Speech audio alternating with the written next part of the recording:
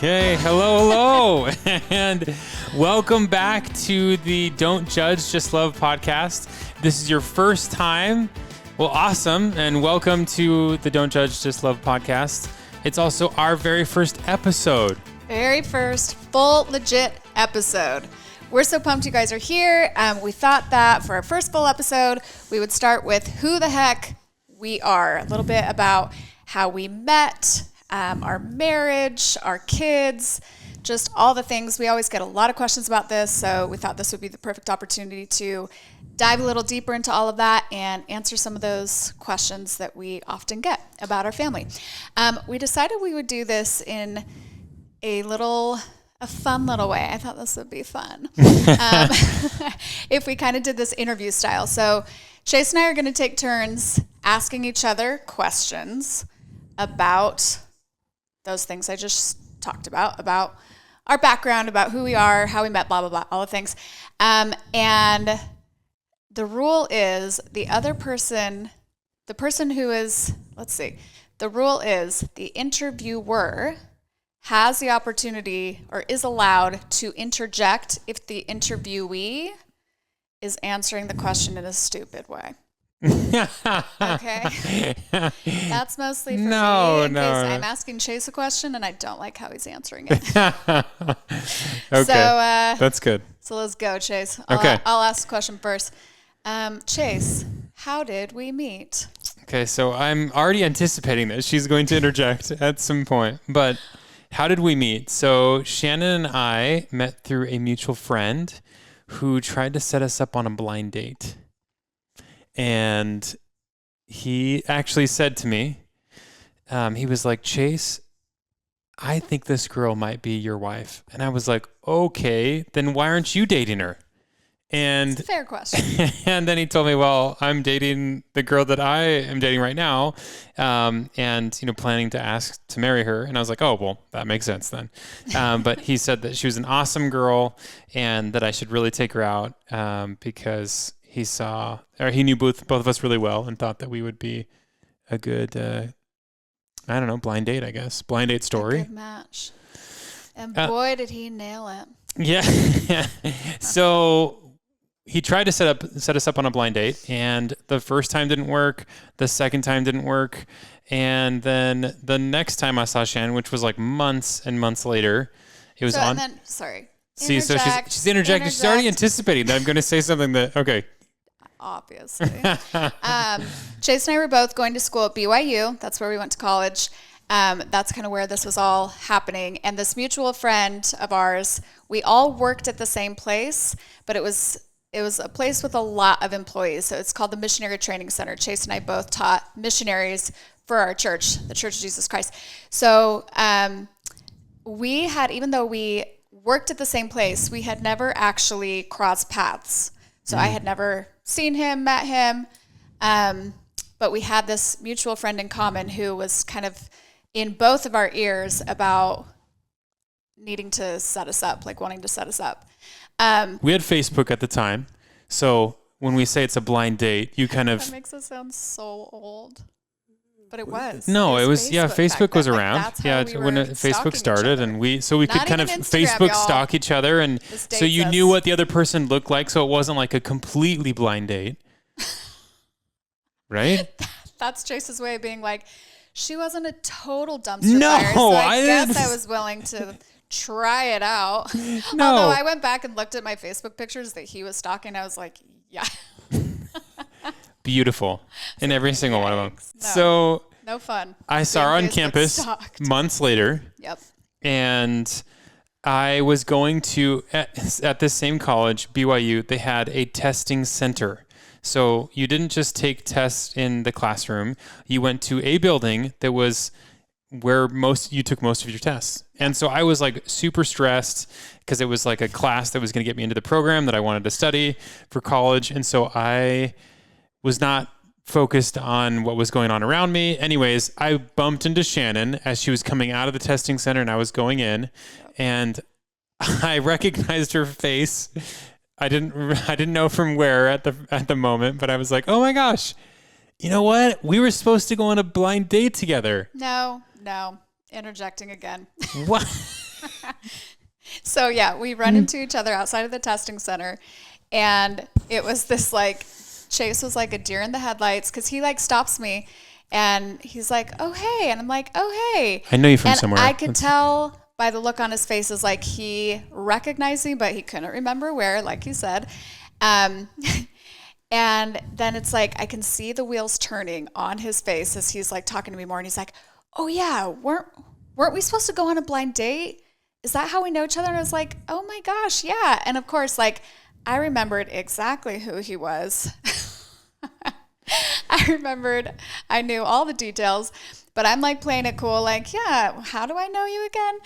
He's like, "Weren't we supposed to go on a blind date?" And I was like, "Oh yeah, I think we were." And then he's like, "Well, see you later." I don't think I said whelp. I think I was like, huh? oh, well, See you later. See you later. And I was like, "Yeah, good to see you. Bye."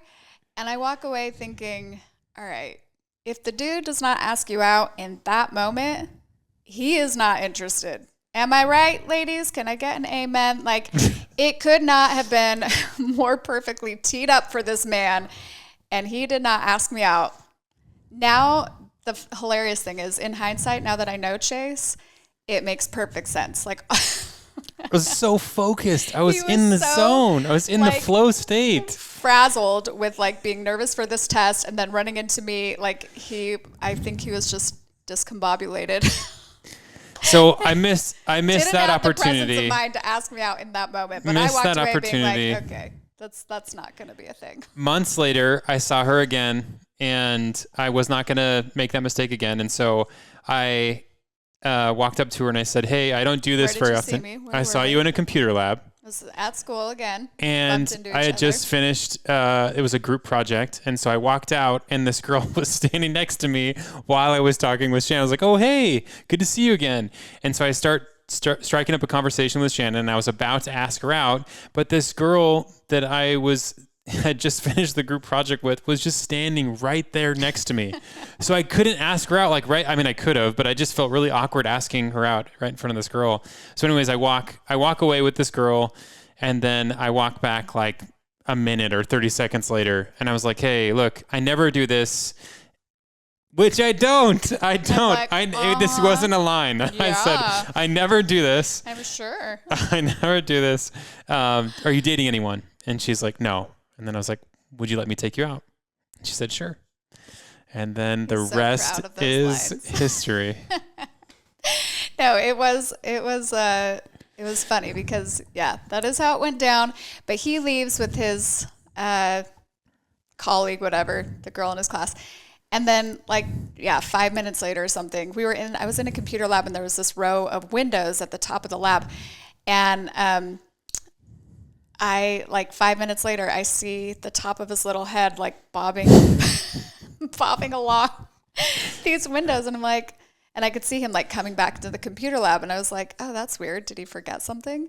And then he like walks straight over, manned up, and did the dang thing. And it was a good moment. It was a very good That's how moment. it all finally came together. He finally grew a pair and asked me out. Oh my Sorry, I said that. I said Grew what I a said. pair. I meant it. Oh my gosh. Okay, so that's how we met. That's how we met.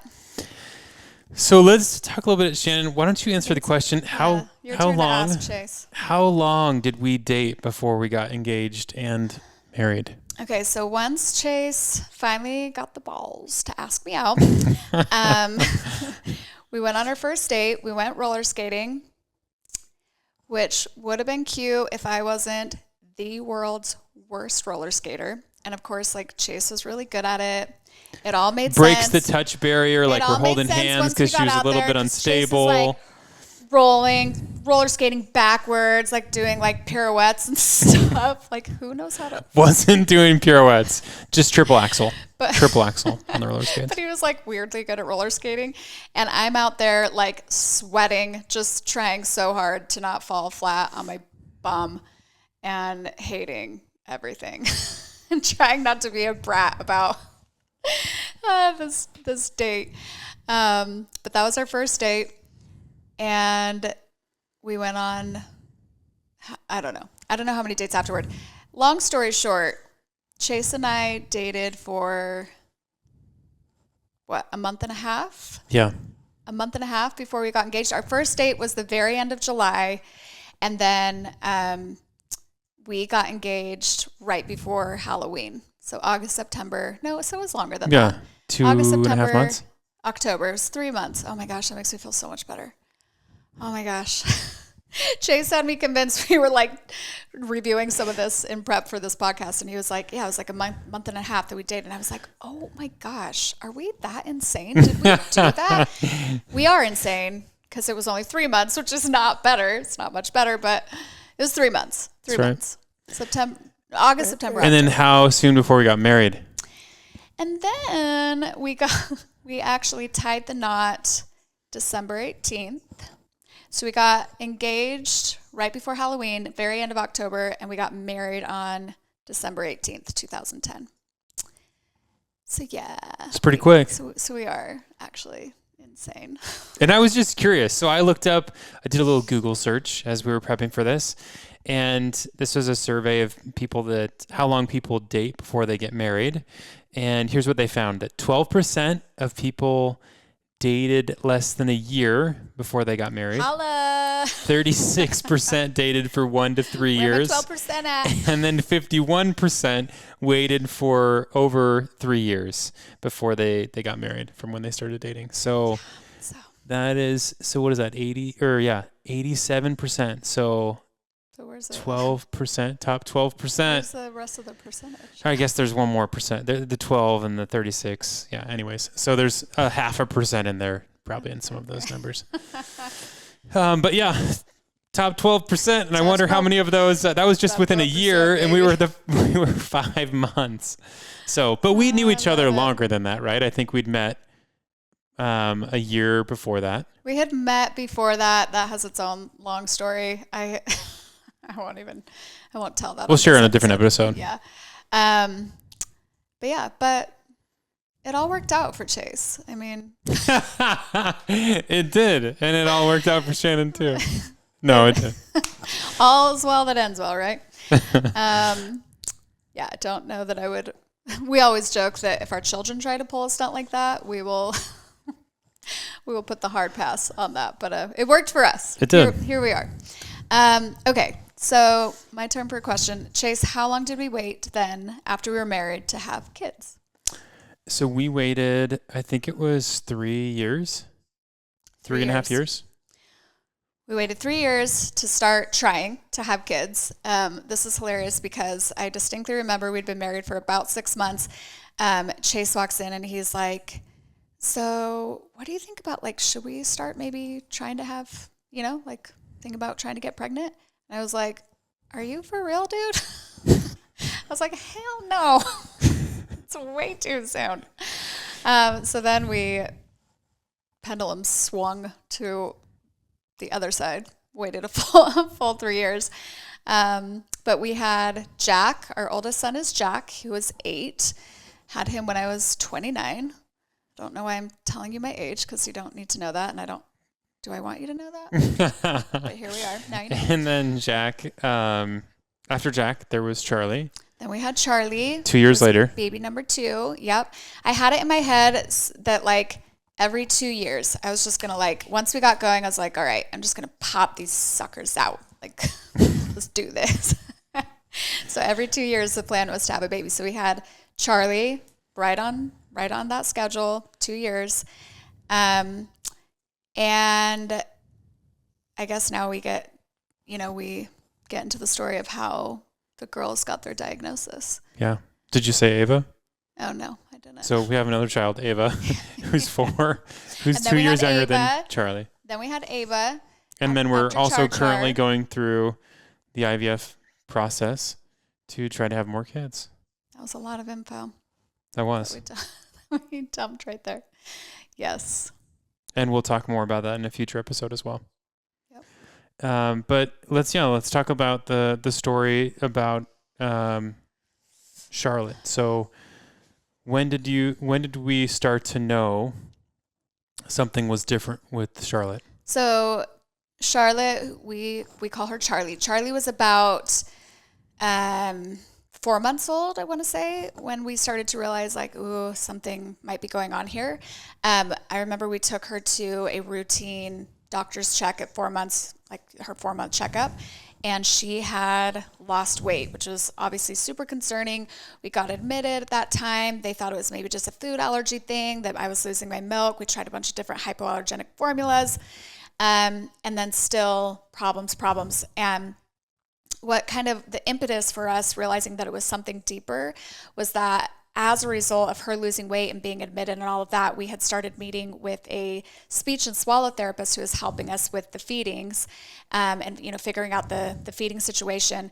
And I had mentioned to her that that we had started noticing this odd behavior from Charlie that almost looked like a startle reflex, but not quite. It was just this weird sort of spasm is what it looked like. All the limbs like kind of sticking out like Yeah, this. she would kind of do this like jolty Eyes would roll back. thing. Her eyes would deviate. And it happened in a cluster, like she'd do it several times consecutively. And these clusters would happen, a few times a day, and it was often right after she would wake up from a nap. And I mentioned this to her, and the speech therapist, swallow therapist was like, I don't want to scare you, but just want to put this on your radar. What you're describing kind of sounds like what a seizure can look like in really small kiddos. So don't want to freak you out, but just like keep an eye on it. Anyway, it did freak us out. We went home and did all this Googling, all this research, and came to find out that what Charlie was having was called infantile spasms, which is exactly what it sounds like. It's a spasm that happens in infants, but it's a seizure. It's a type of seizure that happens in infants. So we rushed to the ER, met with a neurologist at the hospital. They did a bunch of tests, confirmed that it was in fact infantile spasms, and that was sort of the impetus for everything that ensued thereafter that eventually led us to diagnosis. And we're going to do a full episode on how we got to a diagnosis with Charlie, because it was a long journey in and of itself. And we feel very fortunate because a lot of people in our situation don't ever get a diagnosis. And we were so close to being in the same boat as well. We felt like that was very probable that we would be in that situation. So we felt really grateful for the fact that we found out what was going on with Charlie, got a diagnosis, and we'll share what test it was that eventually got us there. But that's how we found out that Charlie had this rare genetic disease called CDG, stands for congenital disorder of glycosylation.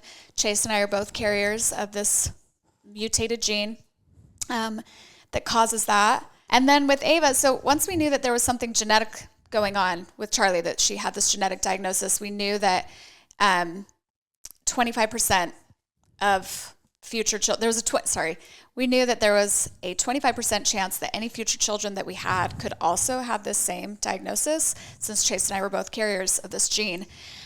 So we had planned on, we had made the decision at that point, okay, we're not going to get pregnant the natural way anymore. We cannot naturally conceive. It's too risky. There's too much of a chance that they would also have this diagnosis. I had met with an IVF clinic at that time because we knew we wanted more kids.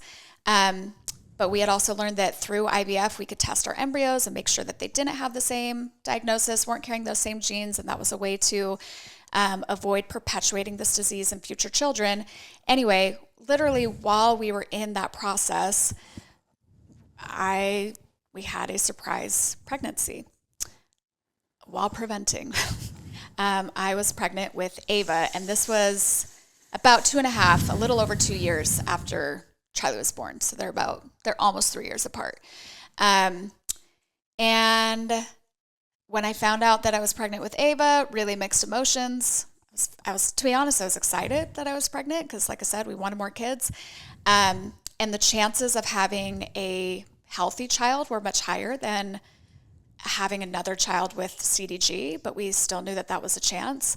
I also remember that there was a call that they called in, and they said that we were good, that the baby didn't have, they weren't sure, but they didn't think that the baby had CDG. Yeah. I remember they left a message, and we were almost celebrated, and we were so excited. And then the next day, after further review, they called back and they were like, actually, she does have CDG. Yeah, and they left that info on The voicemail. Yeah. So we had, at 13 weeks, I was able to do what's called a CVS test. And I can share this detail in the next episode. But there's a test that I did where we were able to, in utero, find out if Ava also had CDG. And yeah, just like Chase said, we found out on a voicemail, it's fine, that she was also a carrier. No, not a carrier, that she also had the diagnosis, yeah. And like I said, we get tons of questions about the girls and their diagnosis and how we landed at that. So we'll get into that more. We have a whole episode planned where we'll share all of those details and just kind of the wave of emotions that we went through with their diagnosis, how we got to a point where we were okay, because it was a lot. You know, we try to be really transparent and honest about that. That's the whole point of what we do as content creators and of this podcast. But we'll get into all of that. Bottom line, we are so thankful for our family. You know, in hindsight, there is no question for Chase or I that it is as it was meant to be. Chase and I are both carriers of this wildly rare genetic mutation. And sometimes we just look at each other and think like, this is a one and only situation. Like, you're my one and only. It's like, what are the odds that we would have ended up together and we both have the same completely wildly rare genetic mutation? We were meant to have these girls. We were meant to be together. It is as it's meant to be. And we wouldn't change a thing. Not at all. Right, Chase? That's right. So as we said on our trailer of our podcast, that we talk about how life is hard, but life is also beautiful, or life is hard and life is also beautiful. And I hope that as we've kind of shared our story a little bit about, you know, our family, we have, you know, a different family situation, a different hard maybe than you or other people that might be listening, but we're grateful for all of those things because it's given us the ability to be empathetic, to see life through different eyes, and then also to appreciate everything that happens in the moment. Sure. Because with our girls, you know, as far as life goes and prognosis and all of those things, because it's so rare, we're the ones that are kind of trailblazing that path. Yeah. It does really make you appreciate, though, every little thing they do, every moment that we have with them.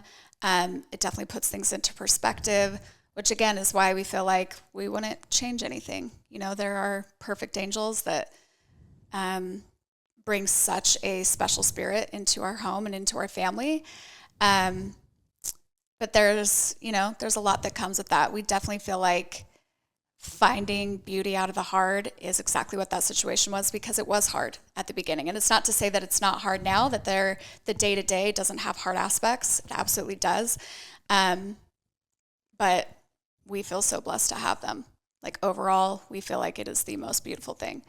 So we'll be able to share more of that in future episodes. Thank you so much again for being here, y'all. Remember to tune in via the Family Made podcast network.